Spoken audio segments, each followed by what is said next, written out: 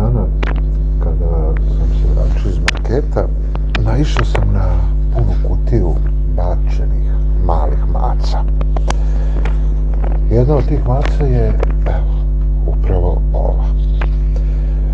I ona je sada porasla u pravu lepoticu. Mada ona je to bila i kad je bila mala. Ali jedna stvar mi i dalje nije jasna i ne mogu da razumem i neću da razumem. Koliki monstrum možeš biti, pošto ja takvu osobu ne mogu nazvati čovekom, već jedino monstrumom,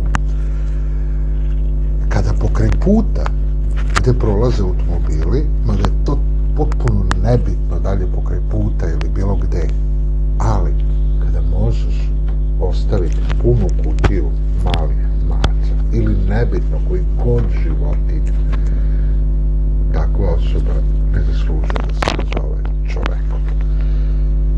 Zahvaljujući jednoj devojci koji, evo, mašemo ovom prilikom, sve te mace su nahranjene i udormene.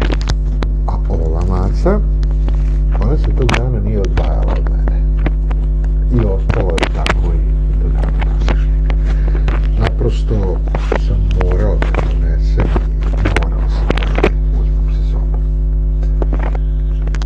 I sad, hoću da pitam takvu osobu koja radi takve stvari, nebitno da li je u pitanju maca, kuca, kogod. Izvini, šta misliš? Da si neki bajer, da si neko mudak ako ostaviš životinju bespomoćnu na ulici? Ne. Ti si jedna obična pizda sa velikim P, koja nikada, ali nikada neće razumeti i doživeti takvu ljubav koju samo životinja može da ti pruži.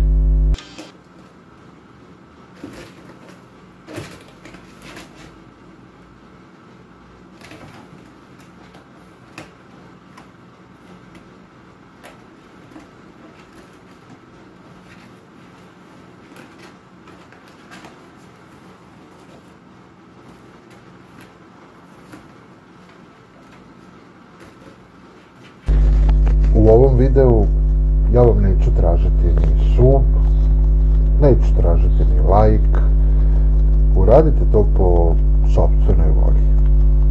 Ali zato, umesto toga, zatražit ću vam u ovom videu da svako ko bude mogao spasi jedan život i udomi ljubimca. Potpuno je nebitno da